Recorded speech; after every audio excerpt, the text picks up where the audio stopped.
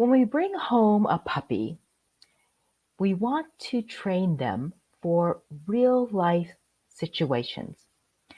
Like, for example, when guests come over, you want them to behave and not jump on them. When you're on your walks, you want them to walk nicely with you and not bark and lunge at other, like dogs or people.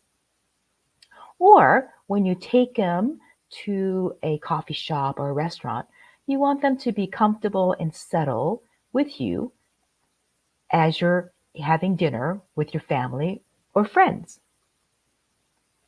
So, how do you do this successfully? So, my name is Linda Kwan, and I am the owner and trainer at Wow Bow Wow. I specialize in working with pup parents to raise and train a well-mannered and well-adjusted dog. So I work with pup parents with young dogs, puppies 2 to 4 months old, or they may have a little bit older dog, an adolescent dog, 4, 5, 6 months old to about 2 years old even. Or I also work with people that brought home a rescue dog. And you know what? They want to start off on the right paw with their new rescue dog. So back to the puppies. So there's 2 points I want to share with you in regards to making sure you succeed in training them in real life situations. So first of all, you start training them not in the situation, but for the situation. So what does that mean? You start training them in an environment where they are conducive to learning, meaning it's a quiet environment with minimal distractions so they can focus.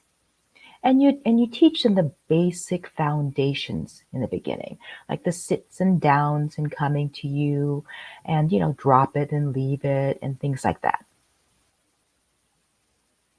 So the second concept I wanted to share with you is that once you start training them and they are getting really proficient at the foundation behaviors, then you start taking them to new different kind of environments where you may have a little bit more distraction, or maybe you're working with them with a little bit more distance from you.